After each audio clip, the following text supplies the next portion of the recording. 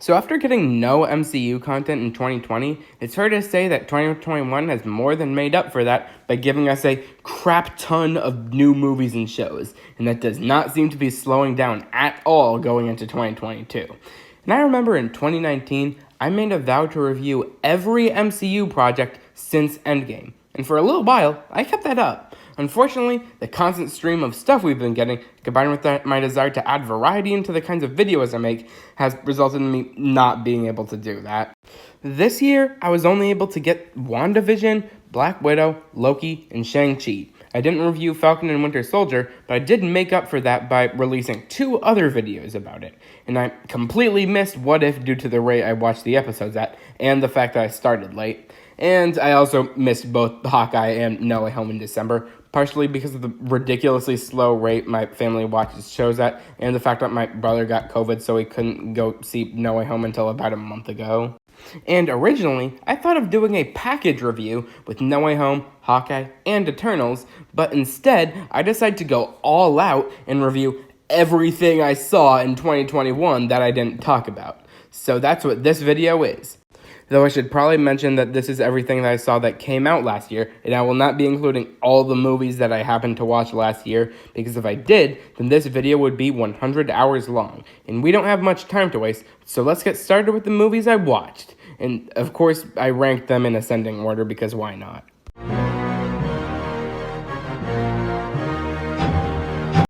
I am mainly including this one as a joke. This movie is a strange and sensitive piece of garbage that never should have been made, and Derek Savage should feel ashamed of himself for making it. What the hell is wrong with you, dude? Clark, how are you? Angry. That is your right. So this is a frustrating one to talk about because I love the comic series that this is based on. Injustice is one of the greatest DC comics of the last decade, and for the first 30 minutes of the movie, it's pretty solid. They were able to adapt elements from year one in a way that fit the format they were going for. Unfortunately, about halfway through, the film goes off in so many directions, none of which end up working. A character dies, and we follow them to the afterlife and back to Earth, which is not in the comics at all, and just an incredibly strange addition to the film. They also introduce a new conflict that forces the two sides to team back up to deal with, except not really, because that plotline is abandoned almost immediately and had no effect on anything.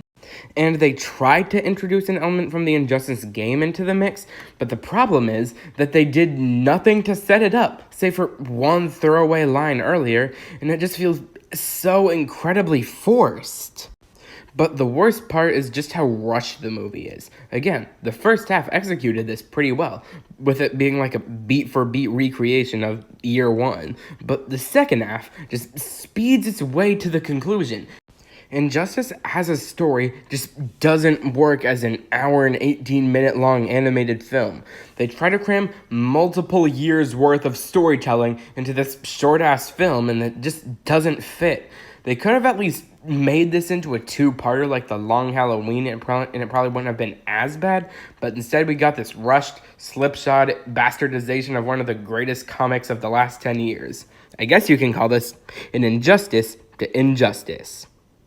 God, that was cheesy as fuck. Bulls have terrible eyesight, but they can sense motion. You're thinking of Jurassic Park. No! I saw a nature documentary starring David Attenborough. You're thinking of Richard Attenborough from Jurassic Park. I feel like the creators of this movie are confused. You're supposed to write the story and then cast the characters, not the other way around.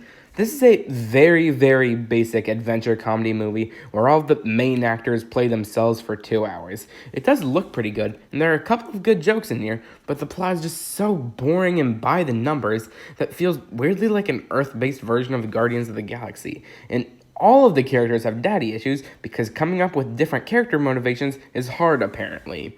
If you've ever seen any action comedy movies starring any of the main actors, then you've already seen this, and you're not really missing out on anything. Hey, Greg, I couldn't find you after school. Huh? Yeah, sorry, I want to go home and start working on my comics. Your comics? For what? The school paper. One of the cartoonists quit, so now there's a spot open.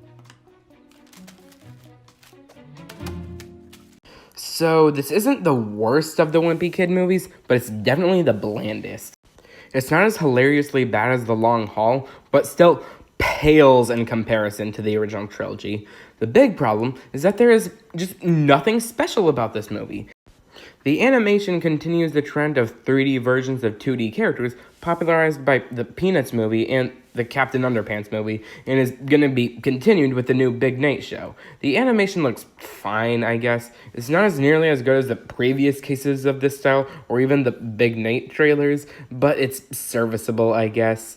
It follows the same plot as the book in the first live-action movie, so there's nothing that special story-wise. However, another problem with this movie is that every character except Rowley is the absolute worst. Look, I was in 6th grade, and people aren't nearly as awful as this movie would make you think. Greg breaks Rowley's arm and tries to lie about it. It's hard to enjoy a film like this when every single character is Satan incarnate. Also, I'm not sure if I can call this a movie because it's so goddamn short. I mean, it's less than an hour long. Realistically, this isn't even a movie. It's just a kind of long short. Although I did include, like, Cool Cat Fights Coronavirus, and that was only, like, 20 minutes. So, like, this is actually better than that, so...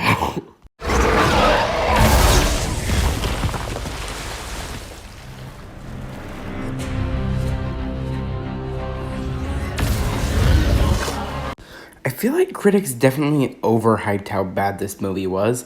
I mean, it's the lowest rated MCU movie on Rotten Tomatoes, and that doesn't seem right. I mean, have you seen The Incredible Hulk, or Iron Man 2, or Thor Dark World? There's definitely plenty of stuff to like about this. I really enjoyed Chloe Zhao's direction and the overall vibe of the movie, and I definitely appreciate how much more toned down this was compared to other MCU projects. My favorite part of the movie was definitely Makari, because the depiction of her super speed is probably the best live-action version we've seen of this power, and I'm glad that we're finally moving away from the time-in-the-bottle stuff pioneered by Quicksilver, and I hope The Flash continues this trend. And this movie still has all the great things that are given for the MCU, such as great visuals, performances, and comedy. With all that being said, the big problem with this film is that there's just too many characters for its own good. There's some stuff that I liked about the characters, and there's plenty of good ideas in there, like Phastos' struggle about supplying humans with technology, but nothing is given the proper amount of time to be developed properly. This definitely should have been a series, because then all of the plot lines would have been given enough breathing room. If I could have changed one thing about the MCU this year, I would have made this a show and Loki a movie. You're glowing. Oh, thank you. I use aloe and river slime to maintain my... No. Look. This movie is fine, I guess. As far as recent Disney movies go, I honestly liked it better than Frozen 2 and Ralph Breaks the Internet. There's plenty to like about this, including the animation, cool fights, choreography, and the voice acting. Kelly Marie Tran did a pretty good job, although I gotta admit, I did not like Awkwafina's Sisu. Her voice just irritates me, and none of her jokes are funny. Although most of the other jokes were kind of good, the pilots were definitely the peddler kid and the robber baby. Unfortunately, the message about trust was borderline irresponsible and very inconsistently delivered. If you want to learn more about that, then I recommend this video by Schaeferless Productions, where he compares it to the message of Encanto. But overall, I guess I had a decent enough time watching this. There's something happening to me. There's something awakening in my mind. I can't control it. Okay, I know I'm gonna get hate for this, and I should probably mention that I don't think this is a bad movie by any means. I mean, I will be rooting for this to win Best Picture this year. It's probably the most well-crafted film of the year. My dad, who grew up with the book this is based on, absolutely loved it, but this is really just not my thing at all. Like, the action, performances, and visuals are great, but there's not really any comedy, and, like, the only character with an interesting personality has barely any screen time before getting suddenly killed off, so there wasn't much for me personally to grab onto. Like, I'm not saying this is a bad movie, I'm just saying that it's not the thing that I'm usually drawn to. Also, the music was very lulling, and I actually fell asleep while watching it in the theater. Although I can't really blame the film for that at all, because it's my own damn fault for having a sleep schedule that is really out of whack. I definitely recognize the sheer craftsmanship that it took to make this movie, but it's just like, not for me.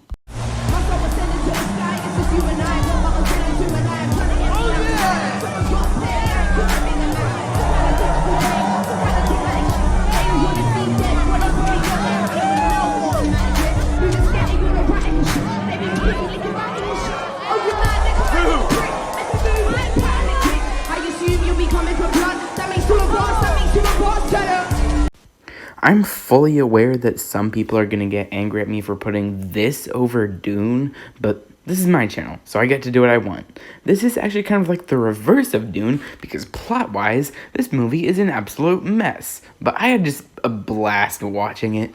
Tom Hardy is great as Eddie in Venom and has great chemistry with himself, but the real standout this time was Woody Harrelson as Carnage. There's just a certain X factor about this series that just makes it so entertaining, despite it not being very good. And although this movie still has that X factor, I personally don't think it's as good as the first one, which is weird because it has a much higher Rotten Tomatoes score than the original. But to everyone who requires stuff like character development, a script that makes sense, proper pacing, or depth to enjoy their movies, then I would probably sit this one out.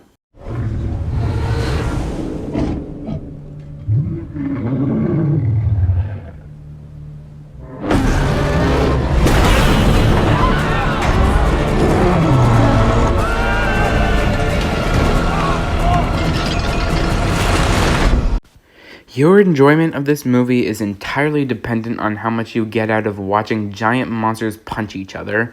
Nothing about the human plotlines is particularly interesting or compelling in any way, and all it serves is just to provide excuses for cool action scenes to happen. This movie follows very two disjointed plotlines with Team Kong and Team Godzilla, with the latter actually being pretty entertaining, with Brian Tyree Henry and Millie Bobby Brown providing some decent enough laughs to tide me over in between monster fights. That being said, the monster fights themselves are absolutely amazing. They don't edit it to hide the monsters like in Godzilla 2014 or constantly cut back to the humans' reactions like in King of the Monsters. They know exactly what the target audience wants and properly delivers on it. But yeah, this is definitely a fast food movie with nothing of substance but endlessly entertaining.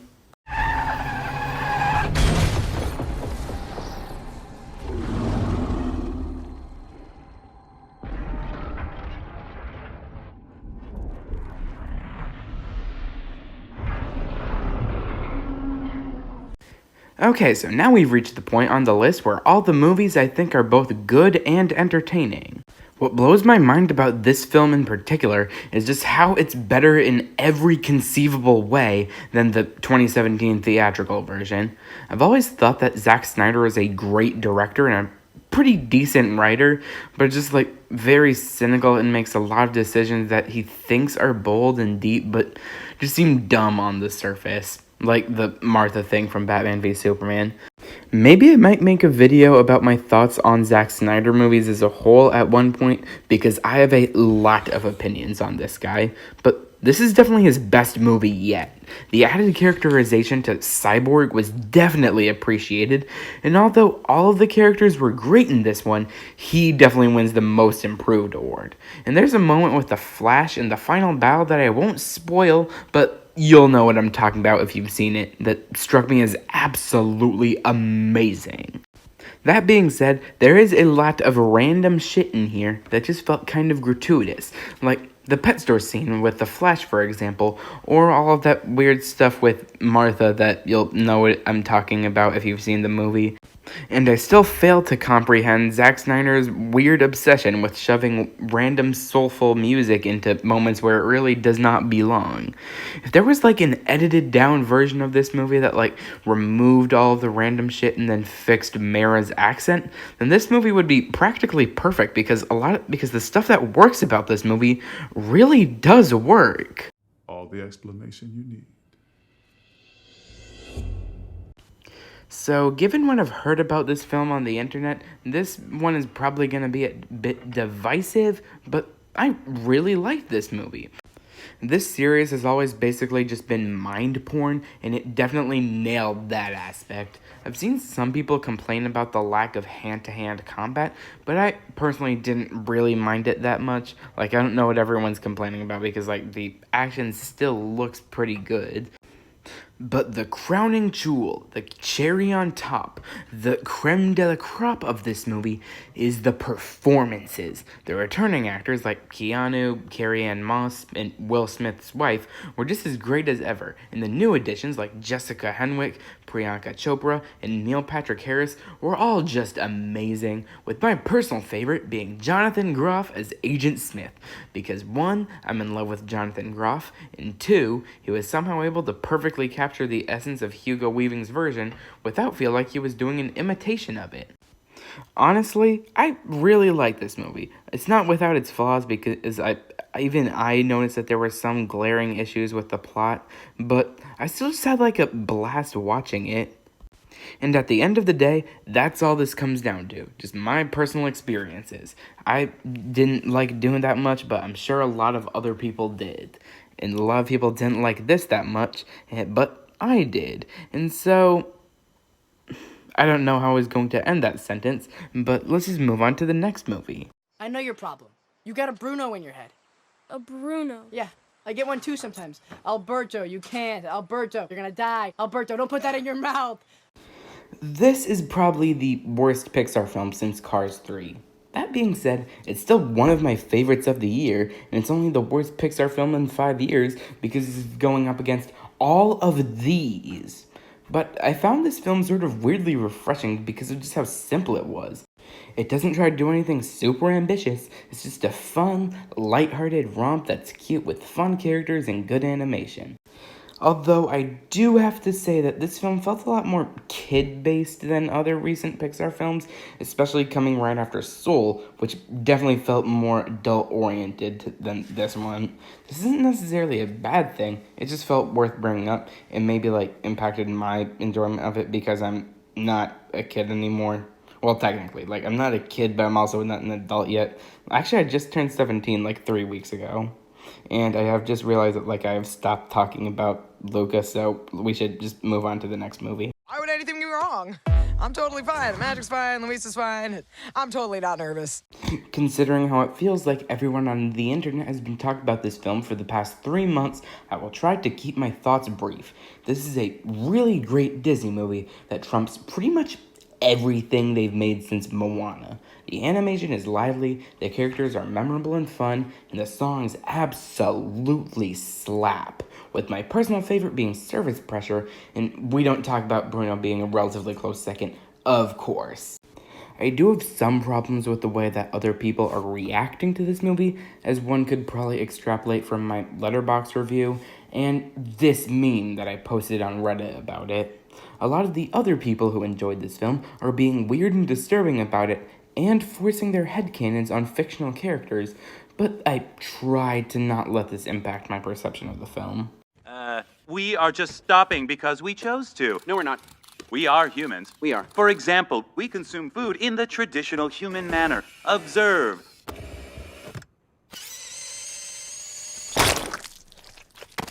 Yum, yum, good. Yum, yum, good. This movie is absolutely amazing. It takes the style of Into the Spider-Verse, plastered over a family road trip movie about a robot apocalypse. It is illegally funny. The Furby bit was probably the hardest I laughed at a film this entire year. I absolutely love the expressive animation, and the characters are all really fun, lively, and relatable. Although, I do have one complaint, and it's not a super big deal, but it did impact my perception of it a bit. Despite how the film tries to frame it, the dad is pretty much at fault for almost every single bad thing that happens to the family in this movie, which goes against the message of how both Rick and Katie have problems that they need to work on. Rick is constantly doing stuff that messes up the mission, which is in sharp contrast to Katie, whose really only negative impact on the journey is something completely honest she said that happened to be recorded and shown to the dad, who then proceeded to mess everything up yet again. It just shows a very one-sided view view of a dynamic between parents and children that is usually a lot more complex. But that's really everything bad I have to say, because this film was still like a lot of fun.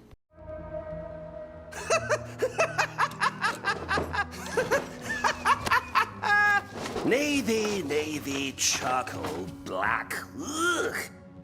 Really calm. Is a splash of color too much to ask? Something that I don't think I've ever shared on YouTube is that I am a huge Batman fan. I'm currently going through all the animated films on HBO Max in preparation for the new Robert Pattinson version coming out, or came out, I guess, as of the time you're probably seeing this. And this movie, like The Long Halloween, was freaking amazing. Like, The Long Halloween storyline from the comics is like one of my favorite storylines of the entirety of DC Comics, not even just Batman. So I was so stoked to check this movie out, and it actually exceeded my expectations. This is essentially the anti-Injustice, because it was very faithful to the source material. Splitting into 2 parts was definitely the right call, considering just how much story there is to unpack here. This would not have worked as a single feature. And most of the changes they make to the story are actually welcome ones, especially the one about Holiday's identity. It was a great way to keep the audience already familiar with the comic guessing about it, including me, because I did not see that twist coming.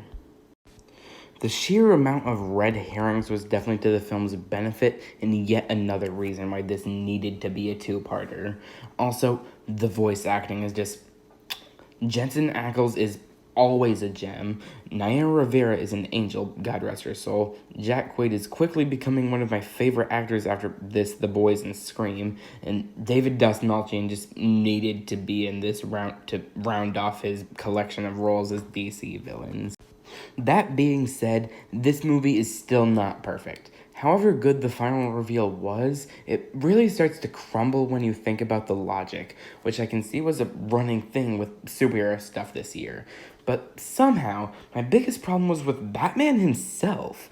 For the world's greatest detective, he sure gets duped a lot and doesn't realize who the killer is until it's far too late for that.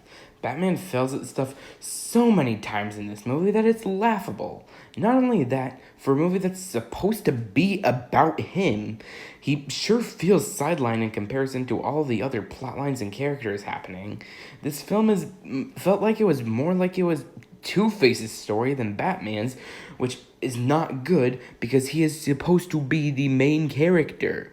But even though I stand by everything I just said, I still love this movie. It's my 3rd favorite of the year behind the next one up and Suicide Squad.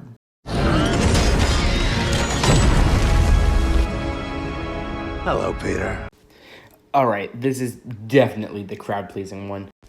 No Way Home ended the year with a bang, being possibly the biggest cinematic experience since Avengers Endgame.